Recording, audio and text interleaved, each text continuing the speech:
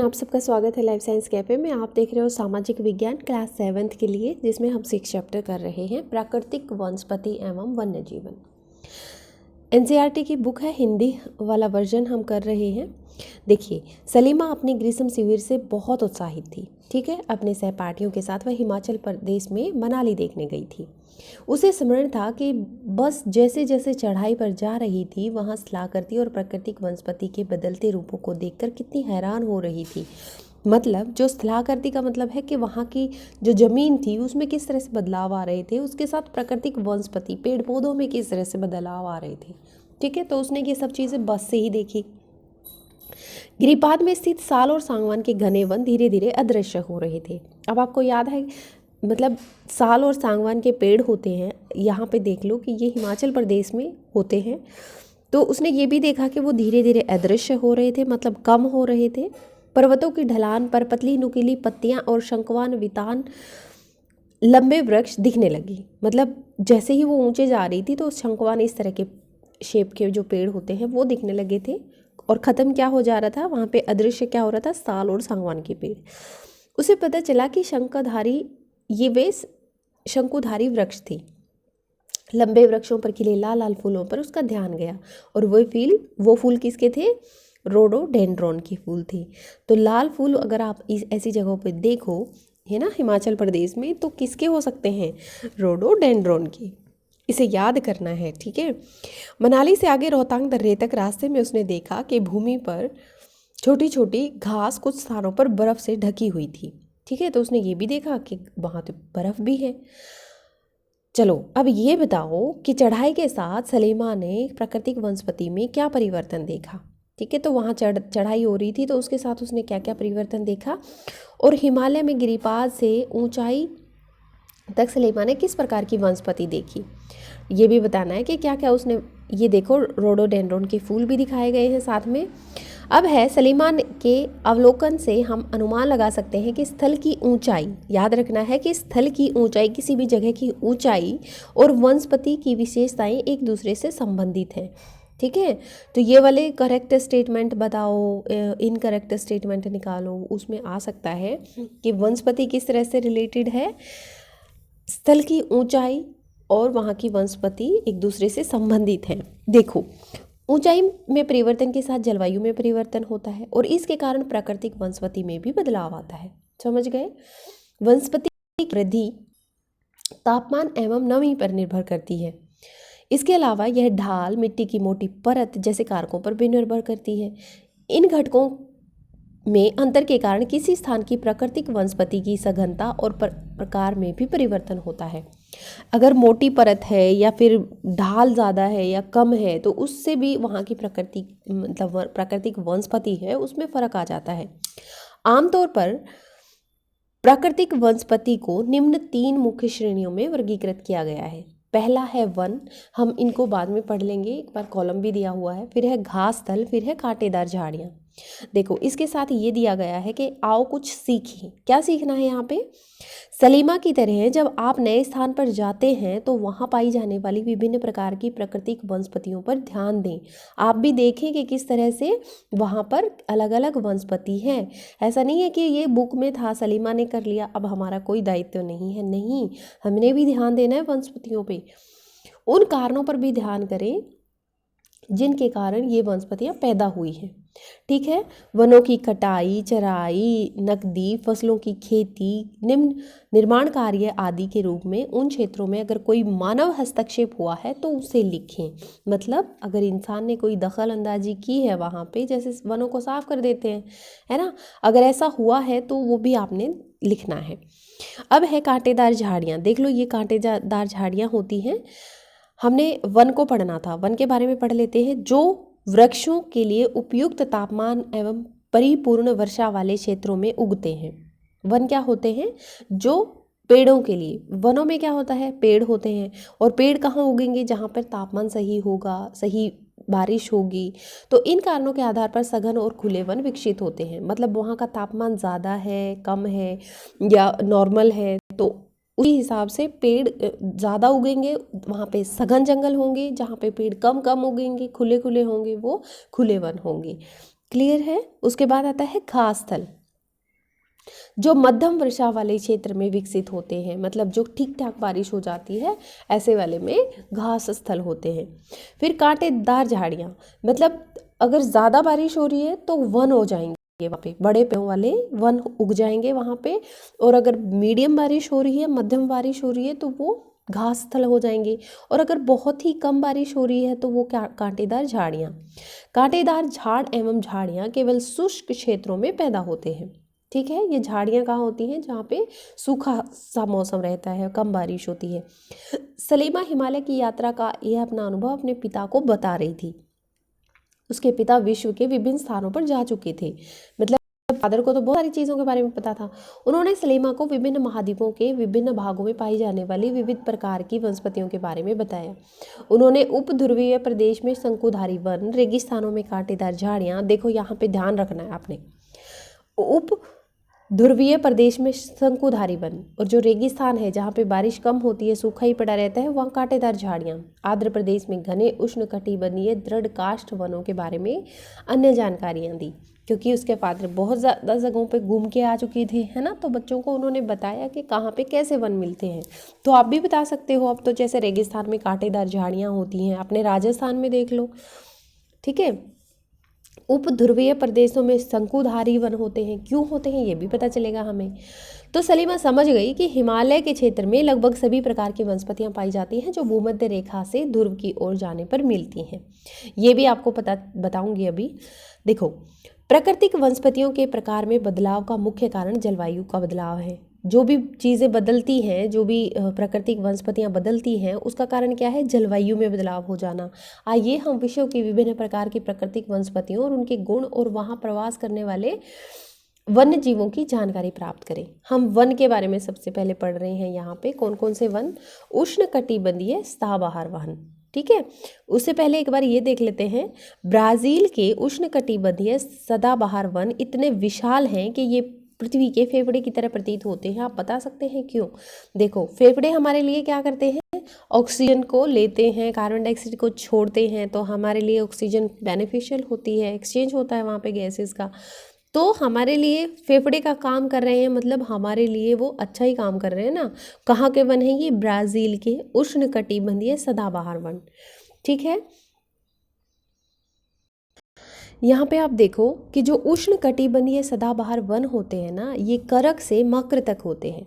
ये बहुत लंबी चौड़ी कोई थ्योरी नहीं है, आप इतना याद रखेंगे, जो हमारा जो ग्लोब होता है उसमें हमारी पृथ्वी को इस तरह से गोल दिखाया गया है।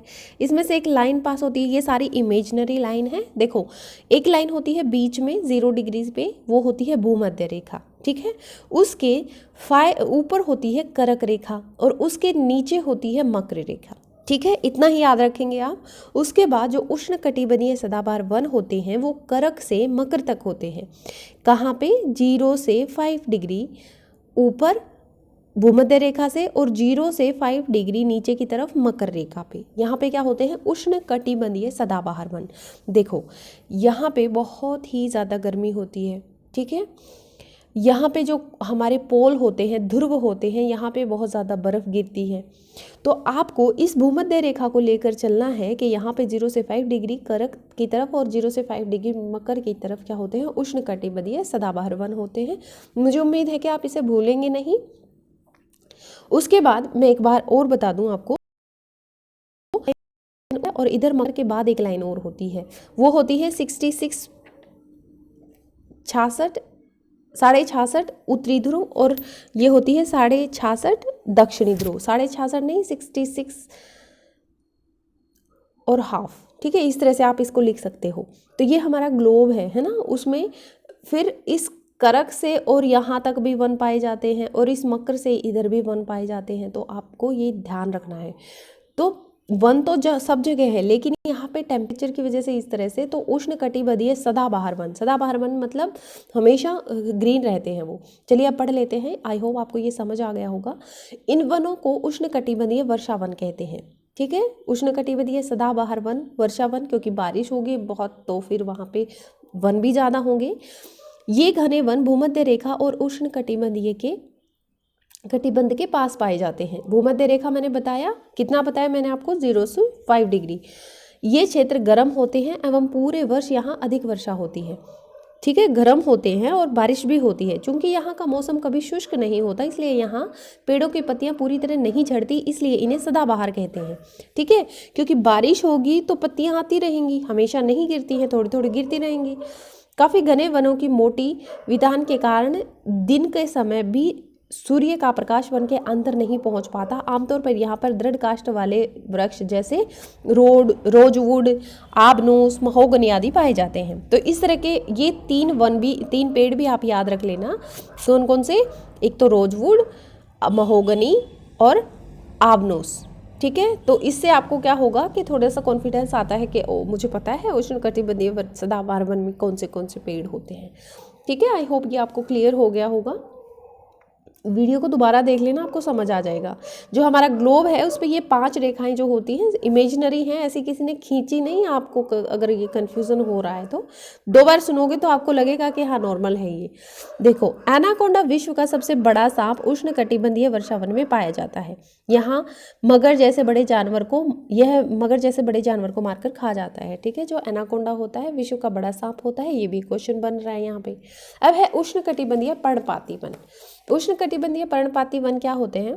देखो, इनको मानसून वन भी कहते हैं वैसे। तो 700 से 200 सेंटीमीटर रेनफॉल जहाँ होता है ना, तो पर्णपाती मतलब पत्ते गिराने वाले, यहाँ पे पर्णपाती का मतलब यही है। उष्णकटिबंधीय पर्णपाती वन मानसूनी वन होते हैं जो भारत, उत्तरी ऑस्ट्रेलिया और मध्य अमेरिका के बड़े हिस्से में पाए जाते हैं। ठीक है, ये याद रख लेना, भारत में, उत्तरी ऑस्ट्रेलिया में और मध्य अमेरिका में ये पाए जाते हैं। इन क्षेत्रों में मौसमी परिवर्तन होते रहते हैं। जल संरक्षित रखने के लिए शुष्क मौसम में यहाँ के वृक्ष पत्तियां झाड़ देते हैं। पत्तियां झाड़ने से क्या होगा? ज़्यादा पानी वो नहीं उड़ाएंगे हवा में। ठीक है, पत्ते ही तो करते हैं ये काम। तो क्या होता है, पत्ते गिरा देते हैं जिसकी वजह से उनका पानी मतलब नहीं उड़ता, बचाने के लिए पानी को। इन वृक्षों में पाए जाने वाले दृढ़ काष्ठ वृक्षों में साल, सागवान, नीम और शीशम होते हैं। ठीक है, हम जानते हैं ना, नीम होता है हमारे देश में, सागवान होता है, साल होता है, शीशम होता है, हिमाचल का पढ़ा था अभी हमने। तो इन जो उष्णकटिबंधीय पर्णपाती वन होते हैं इनमें ये पेड़ पाए जाते हैं। फिर दृढ़ काष्ठ वृक्ष फर्नीचर, यातायात, निर्माण सामग्री बनाने के लिए बहुत उपयोगी है। दृढ़ काष्ठ वाले पेड़ों का क्या यूज़ करते हैं ये पता होना चाहिए। इन प्रदेशों में आमतौर पर पाए जाने वाले जानवर हैं बाघ, शेर, हाथी, गोल्डन लंगूर और बंदर आदि। ठीक है, तो आप ये देख सकते हैं, इनमें फोटो दिखाई गई है। देखो, भारत में शीतोष्ण सदाबहार एवं शीतोष्ण पर्णपाती वन कहाँ पाए जाते हैं, उन राज्यों के नाम लिखो, ये आपको बताना है। फिर है भारत में अधिकतर किस प्रकार के वन पाए जाते हैं, ये आपने बताना है। अगर मैं कह दूं उष्णकटिबंधीय पर्णपाती वन होते हैं तो क्या ये गलत होगा, ये ज़रूर बताना है मुझे। ठीक है, उष्णकटिबंधीय पर्णपाती वन ये देख लो, ये बाघ का दे रखा है फोटो, गोल्डन लंगूर इस तरह से दिखता है और साथ में ये हाथी, और शीतोष्ण सदाबहार वन का अब हम पढ़ेंगे। ठीक है, शीतोष्ण सदाबहार वन मध्य अक्षांश के तटीय प्रदेश में स्थित है। ये सामान्यतः महाद्वीपों के पूर्वी किनारों पर पाए जाते हैं, जैसे दक्षिण पूर्व अमेरिका, दक्षिण चीन और दक्षिण पूर्व ब्राज़ील। कहाँ पाए जाते हैं ये? दक्षिण पूर्व सामान्यतः पूर्वी किनारों पर पाए जाते हैं। ठीक है, पूर्वी तो यहाँ है ही, देखो दक्षिण पूर्वी है, दक्षिण चीन है, दक्षिण पूर्वी ब्राज़ील है ना। यहाँ बांज, चीड़ और यूकलिप्टस जैसे दृढ़ और मुलायम दोनों प्रकार के पेड़ पाए जाते हैं। तो यूकलिप्टस क्या होता है? जो सफ़ेदे का पेड़ होता है ना, उसे यूकलिप्टस बोलते हैं। तो ये सारी चीज़ें आसान हो गई हैं आपके लिए, मुझे लगता है समझ आ गई होंगी। फिर है शीतोष्ण पर्णपाती वन। उच्च अक्षांश की ओर बढ़ने पर अधिक शीतोष्ण पर्णपाती वन मिलते हैं। ठीक है, शीतोष्ण पर्णपाती वन ये उत्तर पूर्व अमेरिका, चीन, न्यूजीलैंड, चिली और पश्चिम यूरोप के तटीय प्रदेश में पाए जाते हैं। ये अपनी पत्तियां शुष्क मौसम में झाड़ देते हैं।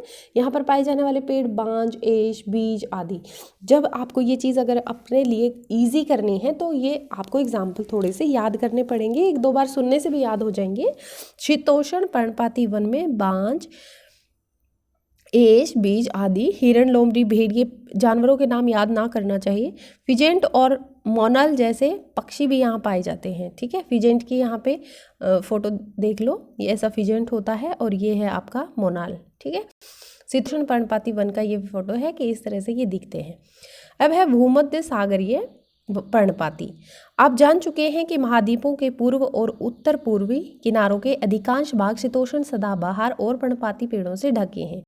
महाद्वीप के पश्चिम एवं दक्षिण पश्चिम में किनारे भिन्न होते हैं। यहाँ भूमध्य वनस्पतियाँ पाई जाती हैं।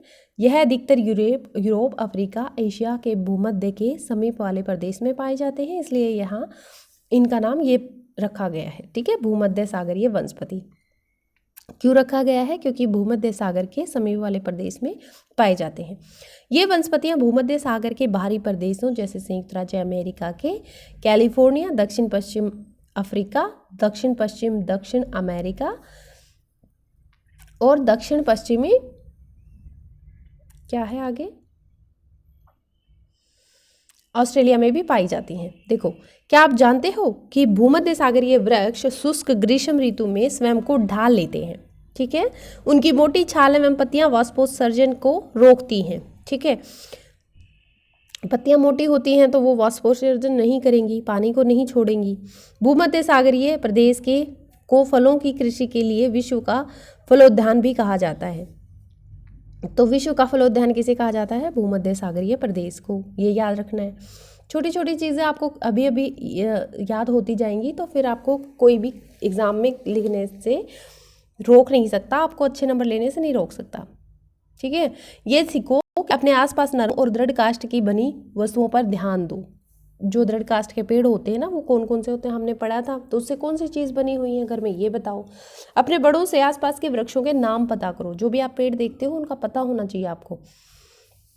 इन प्रदेशों में हम किसकी बात कर रहे थे? भूमध्य सागरीय वनस्पति की। इन प्रदेशों में गर्म शुष्क ग्रीष्म और वर्षा वाली मृदु शीत ऋतुएं होती हैं।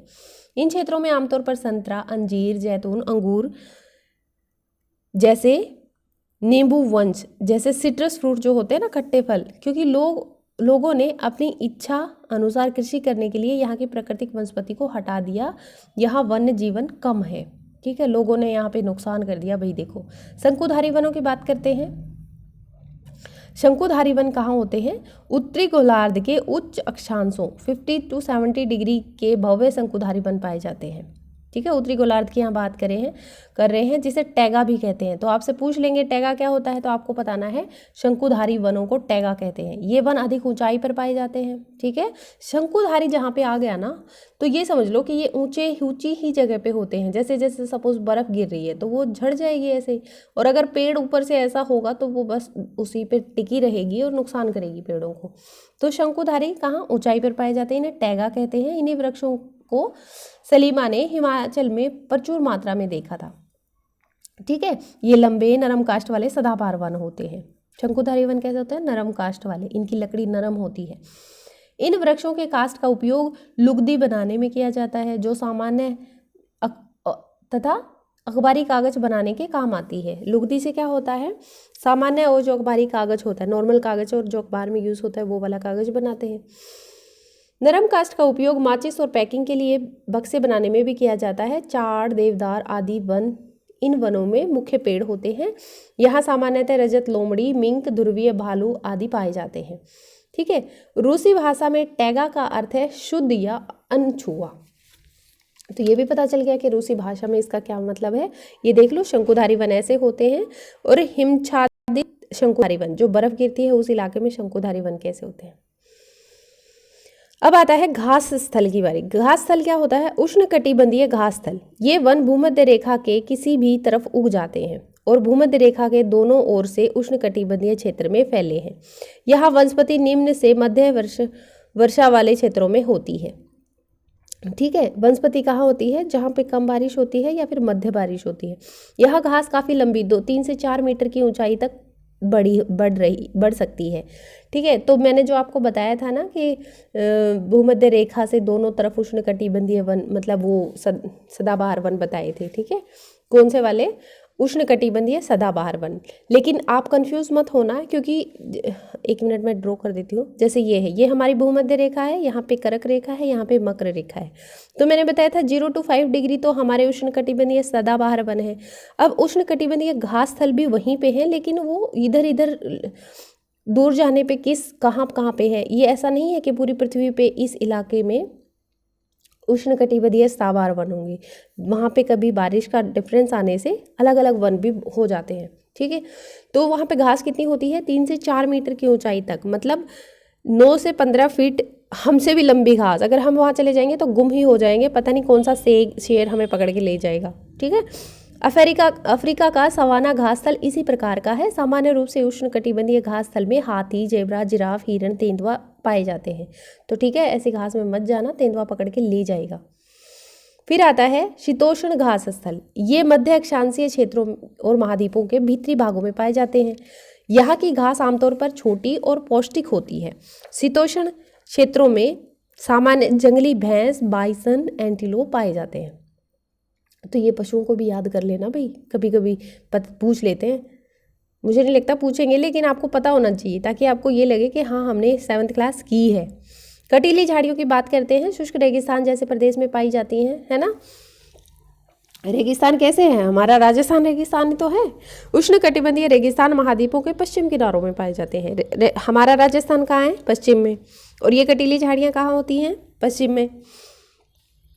किसी भी महाद्वीप के पश्चिम किनारों पर पाए जाते हैं। तीव्र गर्मी और बहुत कम बारिश के कारण यहाँ वनस्पति की कमी रहती है। विश्व के मानचित्र पर रेगिस्तान प्रदेशों को चिन्हित करें। मतलब आपको पता होना चाहिए, अगर आपको मानचित्र दे दे तो कहाँ पर रेगिस्तान है। क्या आप भारत के बड़े रेगिस्तान का नाम बता सकते हो, ये भी बताना, ठीक है। रेगिस्तान के कुछ जानवरों के नाम बताइए जिन्हें आप पहले से जानते हैं, ये भी बताना है कि कौन कौन से रेगिस्तान के जानवर हैं।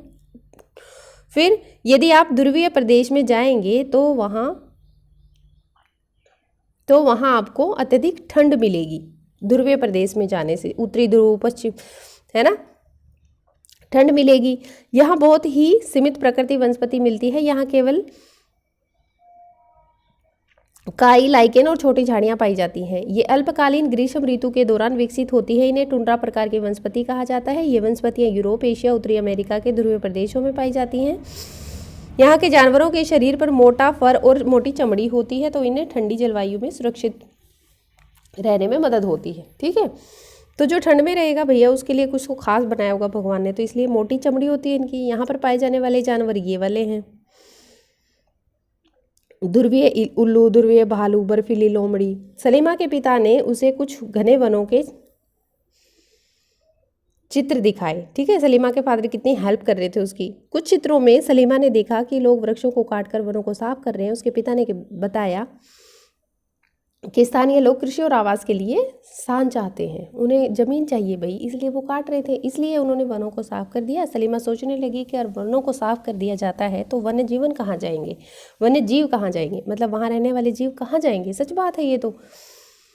क्या ये पुनः वहाँ, क्या लिखा है, क्या ये पुनः वैसे ही बन पाएंगे? अगर लोग इसी तरह से पेड़ों को काटते रहे तो भविष्य में पर्याप्त ऑक्सीजन, जलवाष्प, लकड़ी, फल, मेवे आदि कहाँ से मिलेंगे, ठीक है। तो ये सोचने वाली बात है कि अगर पेड़ों को हम काटते रहे ना तो हमें ये चीज़ें नहीं मिलेंगी। क्या आप सलीमा से सहमत हैं? अपने दोस्तों के साथ वनस्पति एवं प्राणी जगत की विविधता में हो रही कमी पर चर्चा करें। इसके संरक्षण के बारे में सुझाव दें। तो ये कुछ जीव हैं जिनकी फ़ोटो है, यहाँ पे सील है, वॉलरस है, ध्रुवीय भालू है। अब देखो यहाँ पे क्या लिखा हुआ है। आप जानते हैं कि विभिन्न प्रदेशों में घास स्थल विभिन्न नामों से जानी जाती है। उष्णकटिबंधीय घास स्थल है, पूर्वी अफ्रीका में सवाना है, ब्राज़ील में कंपोस है, वेनेजुएला में लानोस है। शीतोष्ण कटिबंधीय घास स्थल अर्जेंटीना में पैम्पास है, उत्तर अमेरिका में प्रेयरी है, दक्षिण अफ्रीका में वेल्ड है, मध्य एशिया में स्टेपी है, ऑस्ट्रेलिया में डॉन है। मैंने आपके लिए पढ़ दिया है और आप इसे खुद भी पढ़ना, अपनी बुक में निशान लगा लेना जो जो चीज़ें आपको अच्छी लगी हैं। और अगर वीडियो अच्छा लगता है तो कमेंट ज़रूर कर देना और किसी दूसरी वीडियो पे जाके जो भी आपको चाहिए उसके लिए बता देना। और हाँ, स्पीड करके देखा करो ताकि आपका टाइम बच जाए और आपका चैप्टर जल्दी से कवर हो जाए। Thank you for watching life science cafe.